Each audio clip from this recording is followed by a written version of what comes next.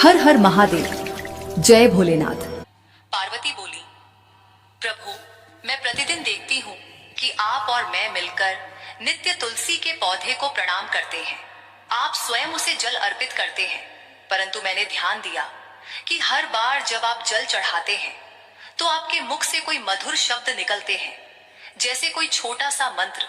मुझे यह समझ नहीं आता कि वह कौन सा मंत्र है जिसे आप इतनी श्रद्धा से बोलते हैं।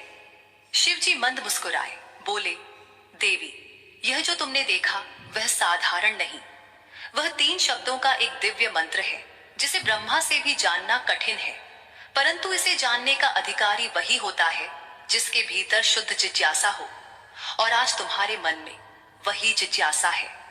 पार्वती के नेत्रों में चमक आई। प्रभु, कृपया मुझे बताइए कि वह मंत्र क्या है। आखिर तुलसी को जल देते समय कौन सा मंत्र बोलना चाहिए जिससे भगवान विष्णु और देवी लक्ष्मी प्रसन्न हो? क्या वह केवल एक साधारण उच्चारण है या उसमें कोई रहस्य छिपा है? शिव जी गंभीर हुए। उन्होंने कहा, देवी, इस प्रश्न का उत्तर बहुत बड़ा है।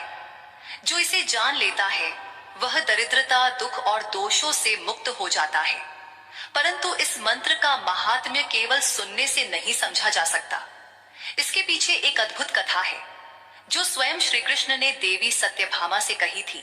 किंतु देवी, इस दिव्य मंत्र का रहस्य जानने से पहले मैं तुम्हें तुलसी की उत्पत्ति का रहस्य बताऊंगा।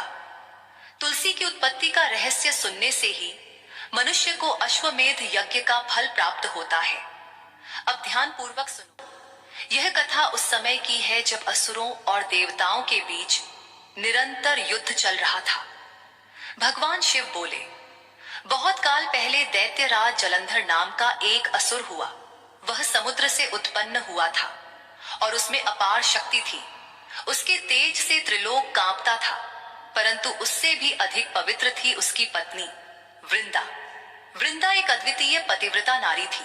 उसकी तपस्या, उसका संयम और अपने पति के प्रति उसका अटूट विश्वास इतना प्रबल था कि उसके कारण स्वयं देवताओं को भी युद्ध में विजय नहीं मिलती थी।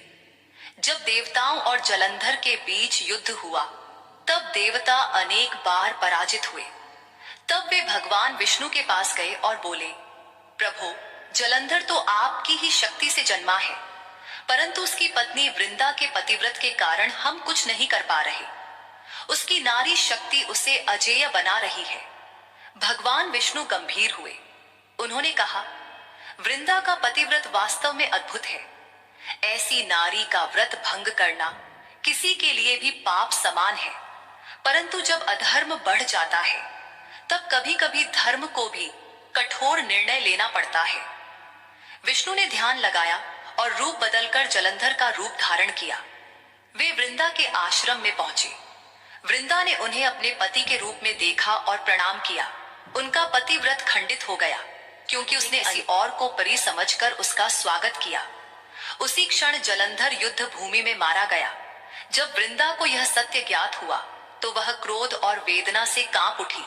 उसने भगवान विष्णु को श्राप दिया, हे नारायण, जैसे आपने मेरे पतिव्रत को भंग किया वैसे ही आप भी कभी पत्नी वियोग का दुख सहेंगे।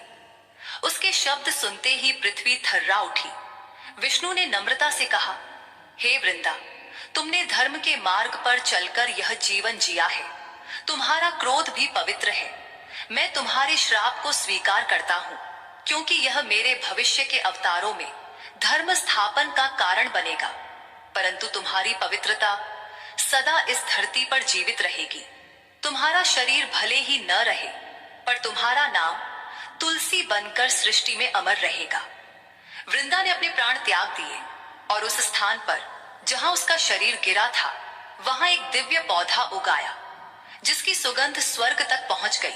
वह पौधा था तुलसी। भगवान विष्णु ने स्वयं उस पौधे को प्रणाम किया और कहा, हे देवी तुलसी, अब से तुम्हारा वास हर उस स्थान पर होगा जहां भक्ति, प्रेम और धर्म रहेगा। तुम्हारे बिना मेरी पूजा अधूरी होगी। शिव बोले, देवी, जब यह हुआ तब स्वर्ग में स्वयं देवी लक्ष्मी प्रकट हुई। उन्होंने तुलसी के पौधे के समीप जाकर कहा, बहन, आज से हम दोनों मिलकर विष्णु की आराधना का मार्ग बनेंगे। जहां मैं रहूंगी वहां तुम भी रहोगी। जो तुलसी को जल देगा उसे लक्ष्मी की कृपा भी मिलेगी। उस दिन से तुलसी और लक्ष्मी अविभाज्य हो गई। पार्वती ने विस्मय से पूछा, प्रभु, क्या इसलिए तुलसी को जल चढ़ाने से धन की प्राप्ति होती है? शिव बोले, हाँ देवी, क्योंकि तुलसी धन की अधिष्ठात्री लक्ष्मी का ही रूप है, परंतु यह लक्ष्मी का वह रूप है जो पवित्रता, सादगी और भक्ति से प्रकट होता है। इसीलिए तुलसी का पूजन केवल वैभव के लिए नहीं, आत्मशुद्धि के लिए भी आवश्यक है। पार्वती ने आगे पूछा, पर प्रभु, यह तो भगवान विष्णु से जुड़ी कथा है, फिर आप स्वयं प्रतिदिन तुलसी को जल क्यों देते हैं? शिव मुस्कुराए, देवी, यह प्रश्न भी उतना ही गूढ़ है।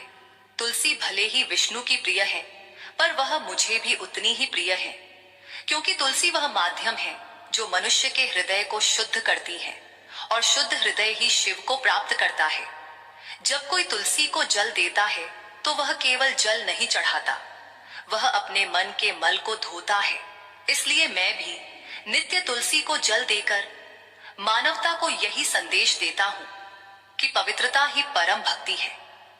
पार्वती ने कहा, प्रभु, तो क्या यह सत्य है कि तुलसी के पत्ते शिवलिंग पर नहीं चढ़ाए जाते?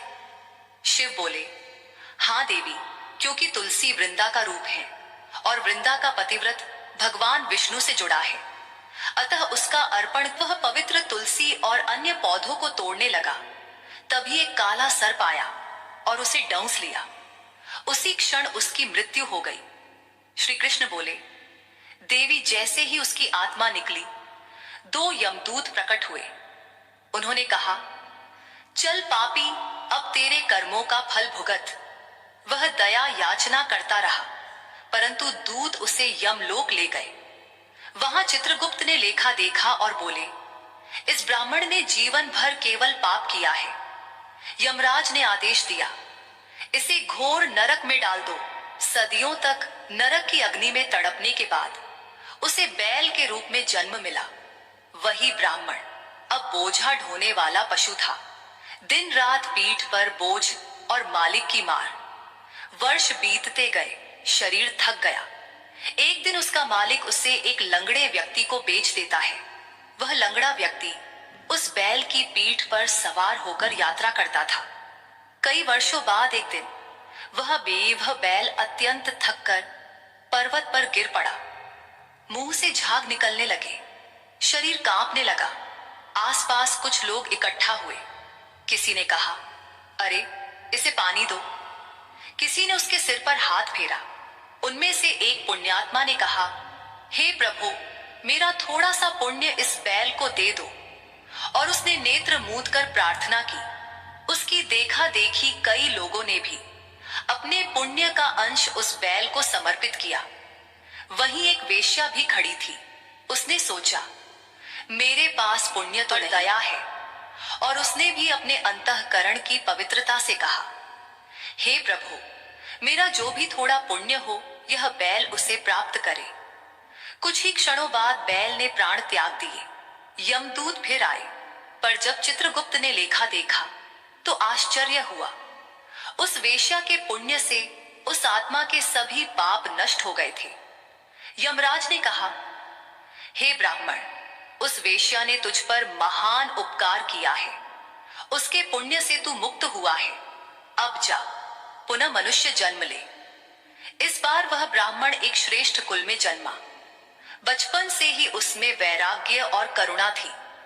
जब वह बड़ा हुआ तो उसे अपने पूर्व जन्म की सारी बातें याद आने लगी। नरक की यातनाएं, बैल का जीवन, और वह वृद्ध वेश्या जिसने उसे पुण्य दिया था। वह सोचने लगा, कौन सा पुण्य इतना महान था कि उसके स्पर्श से मेरे जन्मों के पाप मिट गए। उसने संकल्प लिया कि उस वेश्या को ढूंढेगा। महीनों की यात्रा के बाद वह वेश्या के नगर पहुंचा। अब वह बूढ़ी हो चुकी थी। वह उसके चरणों में झुक गया। माता, मैं वही बैल हूं जिसे तुमने पुण्य दिया था। तुम्हारे कारण मैं मुक्त हुआ। कृपया बताओ तुमने कौन सा पुण्य मुझे दिया था। वेश्या रो पड़ी।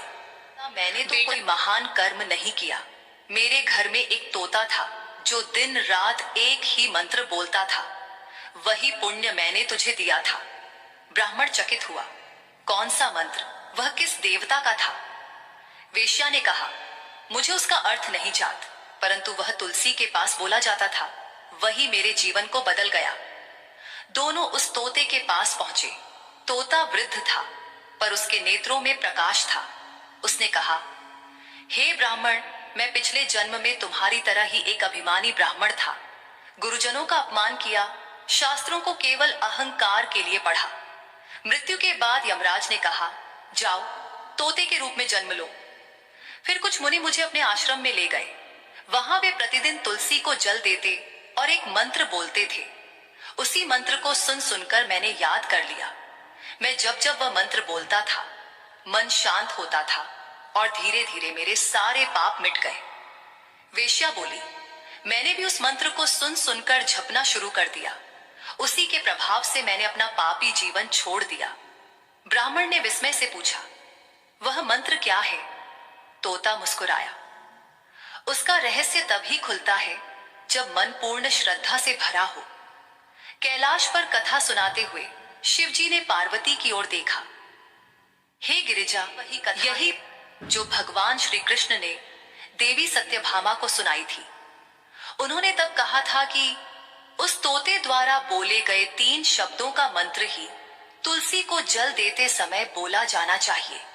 परंतु शिवजी रुक गए। शिव बोले, देवी, उस मंत्र का रहस्य सुनने से पहले मन को शुद्ध करना आवश्यक है। जो बिना श्रद्धा सुने उसके लिए यह केवल शब्द है, और जो श्रद्धा से सुने उसके लिए यह मुक्ति का द्वार है। देवी पार्वती के नेत्रों में जिज्ञासा और भक्ति का प्रकाश भर गया। उन्होंने शिवजी के चरणों में शीश झुकाया और कहा, प्रभु, फिर आगे क्या हुआ? आप मुझे वह दिव्य मंत्र बताइए जो तुलसी को जल देते समय बोला जाता है। शिव मुस्कुराए। अवश्य देवी, मैं उस मंत्र का रहस्य बताऊंगा जो केवल 3 शब्दों का है, परंतु उसके प्रभाव से लक्ष्मी स्वयं घर में प्रवेश करती है। आकाश में मंद गंधर्व गान गूंज उठा। कैलाश की हवा में तुलसी की सुगंध फैल गई और रात की निस्तब्धता में वह प्रश्न गूंजता रहा, तुलसी को जल देने का मंत्र कौन सा है? रात बीत चुकी थी। देवी पार्वती अपने कमलासन पर ध्यान मग्न बैठी थी। उनके नेत्र बंद थे, पर मन बार बार उसी विचार में जा रहा था। वह 3 शब्दों का मंत्र कौन सा होगा जिसे बोलने से लक्ष्मी स्वयं घर में आती है? उसी समय भगवान शिव प्रकट हुए। त्रिपुंड तिलक से उनका मुख तेजस्वी लग रहा था। जटाओं से गंगा झर रही थी और चारों ओर नंदी, भूतगण और रिद्ध सिद्धियां उपस्थित थीं। पार्वती ने नेत्र खोले और नम्रता से कहा, प्रभु, पूरी रात मेरा मन एक ही विचार में डूबा रहा। आपने कल कहा था कि वह मंत्र 3 शब्दों का है, परंतु उसका रहस्य केवल वही जान सकता है जो श्रद्धा से सुनने योग्य हो। आज मैं तैयार हूं प्रभु, कृपया वह रहस्य बताइए। शिव मुस्कुराए। देवी, मनुष्य के जीवन में जो भी कार्य भक्ति से होता है वही फलदायक बनता है। तुलसी को जल देना भी ऐसा ही एक कार्य है। जल देना तो सब करते हैं, पर श्रद्धा और मंत्र से किया गया जलदान ही लक्ष्मी को प्रसन्न करता है। परंतु इस रहस्य को जानने से पहले तुम्हें उस कथा का शेष भाग सुनना होगा, जहां श्री कृष्ण ने देवी सत्यभामा को उस मंत्र का महात्म्य समझाया। कथा वहीं से आगे बढ़ती है। द्वारका में देवी सत्यभामा ध्यान पूर्वक श्री कृष्ण की बातें सुन रही थीं। उन्होंने कहा, प्रभु, आपने मुझे बताया कि एक पापी ब्राह्मण, एक वेश्या और एक तोता, तीनों तुलसी के इस मंत्र के प्रभाव से मुक्त हो गए। परंतु मेरा मन अब भी नहीं मानता कि केवल 3 शब्द किसी का भाग्य बदल सकते हैं। श्री कृष्ण ने मुस्कुरा, देवी, यही तो सृष्टि का रहस्य है। ईश्वर तक पहुंचने के मार्ग में शब्द नहीं, भाव काम करता है। जब शब्द भाव से जुड़ते हैं तब वे मंत्र बन जाते हैं। यह तुलसी मंत्र केवल 3 शब्दों का नहीं, बल्कि 3 लोकों की ऊर्जा का संगम है। अब सुनो, उस कथा का शेष भाग क्या हुआ।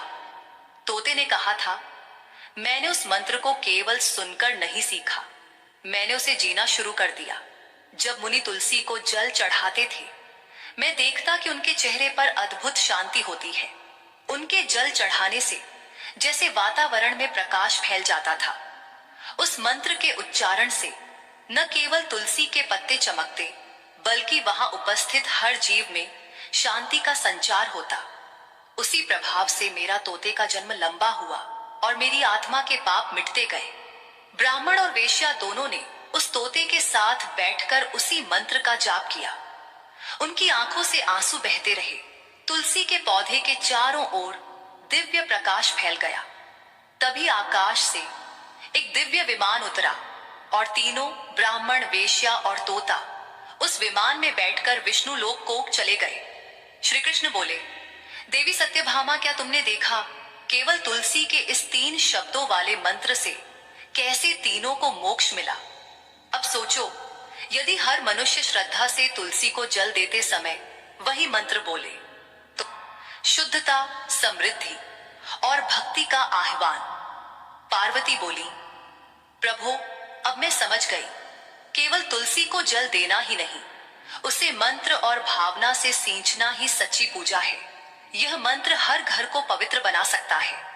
शिवजी बोले, हाँ देवी, और जो प्रतिदिन तुलसी के समक्ष यह मंत्र बोलता है, वह पापों से मुक्त होता है। स्त्रियों को सौभाग्य प्राप्त होता है, पुरुषों को अक्षय धन, और जिस घर में तुलसी के पास दीपक जलता है, वहां स्वयं लक्ष्मी निवास करती है। आकाश में दिव्य प्रकाश फैल गया। मंद हवा में तुलसी की सुगंध घुल गई। देवी पार्वती ने भगवान शिव के चरणों में सिर झुकाया और बोली, प्रभु, अब मैं प्रतिदिन इस मंत्र के साथ तुलसी को जल दूंगी, ताकि मेरे हृदय में भी वही शांति और प्रकाश उतर आए। शिव मुस्कुराए, देवी, जो मनुष्य इस मंत्र का श्रद्धा से जप करता है, वह जन्म जन्मांतर के पापों से मुक्त होकर हरिधाम को प्राप्त होता है। फिर शिव पार्वती ध्यान मग्न हो गए और कैलाश पर्वत पर केवल एक स्वर गूंजता रहा, ओम वृंदावन्ये स्वाहा, ओम वृंदावन्ये स्वाहा। शिव बोले, जो मनुष्य श्रद्धा से तुलसी के पौधे को जल देता है, उसके पाप नष्ट हो जाते हैं। जो तुलसी के निकट दीपक जलाता है, उसके घर में कभी अंधकार नहीं रहता, और जो तुलसी के पास बैठकर हरि नाम का स्मरण करता है, उसका जीवन साक्षात तीर्थ बन जाता है। हे गिरिजा, जब कोई तुलसी को जल देते समय ओम वृंदावन्ये स्वाहा का उच्चारण करता है, तो वह केवल मंत्र नहीं बोलता, वह वृंदा की तपस्या को प्रणाम करता है, लक्ष्मी को आमंत्रित करता है और अपने भीतर की अपवित्रता को बाहर निकालता है। यह वही 3 शब्द हैं जिन्होंने असुर के अहंकार को हराया, नारी की भक्ति को अमर किया और भगवान विष्णु को पतिव्रता के श्राप का भागी बनाया, ताकि वे भी मानवता का अनुभव कर सकें। पार्वती की आंखों से आंसू बह निकले। उन्होंने धीरे से कहा, प्रभु, तुलसी केवल एक पौधा नहीं, बल्कि एक संपूर्ण दर्शन है, पवित्रता, समर्पण और धर्म का। अब मैं समझ गई कि क्यों आपके और विष्णु के पूजन में यह पौधा समान रूप से पूजनीय है। शिव मुस्कुराए, देवी, यह जानना ही आधा तप है, और जो इस कथा को श्रद्धा से सुनता या सुनाता है, वह अपने भीतर तुलसी जैसी निर्मलता का अनुभव करता है। इसलिए कैलाश की हर सुबह मैं तुलसी के पास जल अर्पित करता हूँ, क्योंकि वह केवल हरि की नहीं, धर्म की भी रक्षक है। कैलाश पर्वत पर मंद गंधर्व गान गूंजने लगा। हिम के कण जैसे दीपक की लौ में चमक रहे थे। पार्वती ने तुलसी के पौधे की ओर देखा। उसके पत्ते मंद हवा में झूम रहे थे, जैसे आकाश तक प्रार्थना भेज रहे हों। देवी पार्वती ने धीरे से कहा, प्रभु, अब मैं भी प्रतिदिन तुलसी को जल दूंगी, उस मंत्र का उच्चारण करूंगी और वृंदा देवी को प्रणाम करूंगी, क्योंकि अब मैं जान चुकी हूं कि तुलसी को जल देना केवल एक कर्म नहीं, एक साधना है। शिवजी ने आशीर्वाद दिया, जो मनुष्य श्रद्धा से यह कथा सुनता है, उसका जीवन तुलसी के पत्तों की तरह हरित और सुगंधित हो जाता है उसका घर लक्ष्मी का स्थायी निवास बन जाता है। देवी पार्वती शिवजी के समीप बैठी थीं। उनके सामने तुलसी का पौधा रखा था, जिसके चारों ओर दीपक झिलमिला रहे थे। पिछली रात से वे तुलसी की कथा के भाव में डूबी थीं। उन्होंने कहा, प्रभु, आपने मुझे तुलसी की उत्पत्ति और उसके दिव्य स्वरूप का रहस्य बताया। अब मेरे मन में एक और जिज्ञासा उठ रही है कि क्या तुलसी को जल देने, छूने और पूजने के भी कोई विशेष नियम होते हैं? क्या हर समय, हर परिस्थिति में तुलसी की पूजा की जा सकती है? भगवान शिव मुस्कुराए। देवी, यह प्रश्न बहुत श्रेष्ठ है, क्योंकि भक्ति तभी पूर्ण होती है जब वह मर्यादा में रहती है। तुलसी के पूजन के भी कुछ रहस्य हैं, जिन्हें यदि कोई न जाने तो उसका पुण्य अधूरा रह जाता है। अब ध्यान से सुनो। तुलसी पूजन के 5 मुख्य नियम। शिव बोले, पहला नियम, तुलसी की पूजा स्नान के बाद ही करनी चाहिए। जो व्यक्ति बिना स्नान किए तुलसी को जल चढ़ाता है, उसका पुण्य फल अधूरा रहता है। स्नान से शरीर की शुद्धि होती है और तुलसी पूजा से आत्मा की। दूसरा नियम, तुलसी को जल चढ़ाते समय पूर्व या उत्तर दिशा की ओर मुख रखना चाहिए, क्योंकि सूर्य और विष्णु दोनों ही दिशाओं से तुलसी ऊर्जा ग्रहण करती है। तीसरा नियम, जल अर्पित करते समय तुलसी के नीचे मिट्टी गीली करनी चाहिए। सूखी मिट्टी में जल देने से तुलसी के मूल भाग को हानि होती है। यह पौधा केवल श्रद्धा से नहीं, सावधानी से भी पवित्र रहता है। चौथा नियम, नाखून या दांतों से तुलसी के पत्ते तोड़ना महापाप माना गया है। ऐसा करने से व्यक्ति के जीवन में अशांति आती है। तुलसी की पत्तियां हमेशा अंगुष्ठ और तर्जनी से धीरे से तोड़नी चाहिए। पांचवा नियम, तुलसी की पूजा में हमेशा दीपक जलाना चाहिए, विशेषकर संध्या के समय। जब सूर्य अस्त होता है, तब तुलसी के पास दीपक जलाने से समस्त दोष मिट जाते हैं और उस घर में लक्ष्मी का वास स्थायी हो जाता है। देवी पार्वती ने विनम्रता से पूछा, प्रभु, क्या कोई ऐसे दिन भी हैं जब तुलसी को जल नहीं देना चाहिए? शिव बोले, हाँ देवी, जैसे हर क्रिया का एक उचित समय होता है, वैसे ही तुलसी पूजन का भी होता है। संध्या काल में तुलसी को जल नहीं देना चाहिए, क्योंकि वह समय विश्राम का होता है। तुलसी उस समय निद्रा अवस्था में होती है।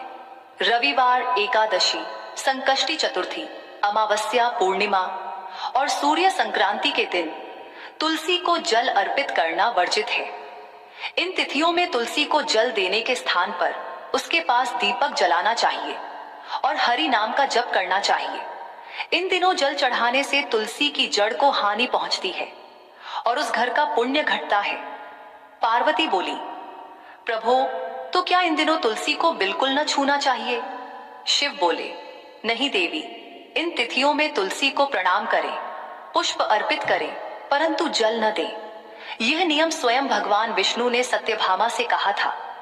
हे गिरिजा, शिव आगे बोले, जो मनुष्य अपने आंगन या घर में तुलसी लगाता है, उसे सदा उसके समीप स्वच्छता बनाए रखनी चाहिए। तुलसी के पास झूठे बर्तन, जूते या अपवित्र वस्त्र कभी नहीं रखने चाहिए। तुलसी के पौधे को कभी किसी अन्य पौधे के नीचे न रखें, क्योंकि तुलसी देवी हैं, उन्हें सदैव ऊंचा स्थान चाहिए। तुलसी के आसपास दीपक या अगरबत्ती जलाने से घर में पवित्र वायु प्रवाहित होती है। हर सुबह तुलसी को देखकर प्रणाम करने से व्यक्ति के पाप क्षीण होते हैं। कहा गया है, प्रातः काले तु या तुलसी दृष्टा सा दुष्कृतानि दहति, अर्थात जो व्यक्ति सुबह सुबह तुलसी को देखता है, उसके सारे पाप उसी क्षण भस्म हो जाते हैं। पार्वती ने पूछा, प्रभु, आपने कहा था कि तुलसी पूजन से मनुष्य के कर्म भी बदल सकते हैं, क्या यह सच है? शिव ने कहा, हाँ देवी, तुलसी केवल शरीर नहीं, एक चेतना है। जब मनुष्य तुलसी को जल देता है, तो वह अपनी ही भीतर की ऊर्जा को पवित्र करता है। उसके पिछले जन्मों के संचित कर्म धीरे धीरे हल्के होने लगते हैं। जो व्यक्ति प्रतिदिन तुलसी के पास बैठकर ओम वृंदावन्ये स्वाहा का जप करता है, उसके चारों प्रकार के पाप, क्रियाजन्य, मानसिक, वाचिक और शारीरिक, सब नष्ट हो जाते हैं। तुलसी में अग्नि, गंगा, गायत्री और लक्ष्मी चारों की संयुक्त ऊर्जा होती है। इसीलिए जब कोई तुलसी के पत्ते भगवान विष्णु को अर्पित करता है तो उसके जीवन में 100 यज्ञों का फल स्वतः प्राप्त होता है। शिव बोले, देवी तुलसी गृह संतुलन है। जो दंपत्ति नित्य तुलसी को प्रणाम करते हैं उनके घर में कभी कलह नहीं होता। जो स्त्री मांग में सिंदूर भरकर तुलसी को जल देती है उसका सौभाग्य अक्षय होता है। जो पुत्र तुलसी को जल देता है उसके कुल में पितरों की तृप्ति होती है। जो कन्या तुलसी के पास दीपक जलाती है उसके विवाह में कभी बाधा नहीं आती। और जो वृद्ध व्यक्ति तुलसी के पास बैठकर राम राम या हरि हरि कहता है उसके जीवन का अंत स्वतः मोक्ष में परिवर्तित हो जाता है। हे गिरिजा, शिव आगे बोले, जब किसी मनुष्य की मृत्यु समीप होती है और वह अपने मुख में तुलसी पत्र तथा गंगा जल ग्रहण करता है तो वह सीधे वैकुंठ को जाता है। तुलसी के बिना मृत्यु का संस्कार अधूरा माना गया है। इसलिए वैदिक परंपरा में तुलसी पत्र को मोक्षदायिनी कहा गया है। जो व्यक्ति मृत्यु के समय तुलसी पत्र को अपने हृदय पर रखवाता है उसके लिए यमदूत भी मार्ग बदल देते हैं। तुलसी केवल जीवन नहीं, मृत्यु का भी करती है। यही कारण है कि तुलसी के पत्ते को हरिप्रिय कहा गया है, क्योंकि भगवान विष्णु स्वयं उसकी उपासना से तृप्त होते हैं। देवी पार्वती ने तुलसी की ओर देखा। अब उन्हें वह केवल पौधा नहीं, एक जीवंत देवी की भांति दिख रही थी। उनके पत्ते हवा में झूम रहे थे, जैसे भक्ति का संगीत बहा रहे हों। उन्होंने शिवजी के चरणों में सिर झुकाया और कहा, प्रभु, आज मैं समझ गई कि तुलसी पूजा केवल भक्ति नहीं, जीवन का अनुशासन है। यह पौधा हमें सिखाता है कि पवित्रता केवल मंदिर में नहीं, हृदय में रखनी चाहिए। जो अपने मन को तुलसी जैसा बना ले उसके जीवन में कभी अंधकार नहीं रह सकता। देवी पार्वती ध्यानमग्न बैठी थी और उनके सामने तुलसी का पौधा सादगी से झूम रहा था। भगवान शिव शांत मुद्रा में बैठे थे, पर उनके नेत्रों में अपूर्व करुणा झलक रही थी। देवी पार्वती ने विनम्र स्वर में कहा, प्रभु, आपने तुलसी की पूजा के नियम बताए, उसकी उत्पत्ति का रहस्य बताया। अब कृपा करके यह बताइए कि तुलसी पूजन से मनुष्य को क्या गुप्त फल प्राप्त होते हैं? कैसे एक साधारण मनुष्य केवल तुलसी की सेवा से अपने कर्मों को बदल सकता है? शिवजी ने नेत्र बंद किए। उनकी जटाओं से मंद गंगा की धारा टपकी और उन्होंने कहा, देवी, यह प्रश्न तुम्हारे हृदय की पवित्रता का प्रतीक है। तुलसी केवल धन या सौभाग्य देने वाली नहीं, वह आत्मा को जागृत करने वाली है। अब मैं तुम्हें वह रहस्य सुनाता हूं जिसे सुनकर मनुष्य के भीतर का अंधकार मिट जाता है। शिव बोले, हे गिरिजा, जब कोई मनुष्य तुलसी को जल देता है तो वह केवल जल नहीं चढ़ाता, वह अपने अहंकार, अपनी वासना, अपनी क्रोधाग्नि को अर्पित करता है। तुलसी उन सब दोषों को अपने भीतर समेट लेती है और उन्हें हरि चरणों तक पहुंचा देती है। इसी से मनुष्य का हृदय धीरे धीरे निर्मल होता है। जो व्यक्ति तुलसी के पौधे के पास बैठकर नित्य ओम वृंदावन्य स्वाहा का जप करता है उसके भीतर अदृश्य परिवर्तन होने लगता है। पहले मन शांत होता है, फिर क्रोध समाप्त होता है और अंततः उसका मोह छूट जाता है। तुलसी मनुष्य के जीवन में चेतना की मां की तरह कार्य करती है। वह शरीर को नहीं, आत्मा को सींचती है। देवी पार्वती ध्यान पूर्वक सुनती रही। शिव आगे बोले, हे देवी, तुलसी के पूजन से मनुष्य को 3 प्रकार के फल प्राप्त होते हैं। पहला, भौतिक फल, जो घर में शांति, धन और संतति के रूप में मिलता है। दूसरा, आध्यात्मिक फल, जो मन की निर्मलता और भक्ति के रूप में प्रकट होता है। तीसरा, परम फल, जो मोक्ष के रूप में प्राप्त होता है। जो तुलसी के समक्ष प्रतिदिन दीपक जलाता और उस प्रकाश को निहारता है, उसके जीवन के सभी अंधकार मिट जाते हैं। यह दीपक केवल तेल से नहीं जलता, यह आशा से जलता है और उसकी लौ भगवान के चरणों तक पहुंचती है। पार्वती ने कहा, प्रभु, आप अक्सर कहते हैं कि मनुष्य अपने कर्मों से बांधा है, फिर तुलसी पूजन से कर्म कैसे बदल सकते हैं? शिव बोले, हे गिरिजा, मनुष्य के कर्म 3 प्रकार के होते हैं। संचित, प्रारब्ध और क्रियमाण। तुलसी का पूजन इन तीनों पर समान प्रभाव डालता है। जब कोई व्यक्ति श्रद्धा से तुलसी को जल देता है तो उसका क्रियमाण कर्म शुद्ध होने लगता है। वह अब पाप की ओर नहीं, पुण्य की ओर प्रवृत्त होता है। तुलसी के समक्ष ध्यान करने से संचित कर्म धीरे धीरे जलने लगते हैं, जैसे अग्नि में काष्ठ। और जब मनुष्य मृत्यु के समय तुलसी पत्र को अपने मुख में रखता है तब उसका प्रारब्ध कर्म भी निष्प्रभावी हो जाता है। यही कारण विष्णु की आराधना करनी चाहिए। तुलसी के पास दीपक जलाने से मनुष्य को धन धान्य की प्राप्ति होती है। हजारों अमृत के घड़े से नहलाने पर भी श्री हरि को उतनी तृप्ति नहीं होती जितनी वह मनुष्यों के द्वारा तुलसी का एक पत्ता चढ़ाने से प्राप्त करते हैं। 10,000 गाय के दान से मानव जो फल प्राप्त करता है वही फल तुलसी पत्र के दान से मिलता है। जो मृत्यु के समय अपने मुख में तुलसी पत्र और गंगा जल पा जाता है वह संपूर्ण पापों से मुक्त होकर श्री कृष्ण के धाम जाता है। कहते हैं, जो मनुष्य पूर्णिमा, अमावस्या, द्वादशी और सूर्य संक्रांति के दिन मध्याह्न कल रात्रि के बिना स्नान किए अथवा बिना हाथ पैर धोए रात्रि के वस्त्र पहनकर तुलसी के पत्र तोड़ता है वह महापापी होता है। श्रद्धा, व्रत, दान, प्रतिष्ठा तथा देव पूजा के लिए तोड़े हुए तुलसी पत्र बासी होने पर भी 3 रात्रि तक पवित्र ही रहते हैं। तुलसी का एक एक पत्ता ना तोड़कर पत्तियों के साथ अग्रभाग को तोड़ना चाहिए। तुलसी की मंजरी सब फूलों से बढ़कर मानी जाती है। मंजरी तोड़ते समय उसमें पत्तियों का रहना भी आवश्यक माना गया है। पूज्य भाव से पौधे को हिलाए बिना तुलसी के अग्रभाग को तोड़ना चाहिए।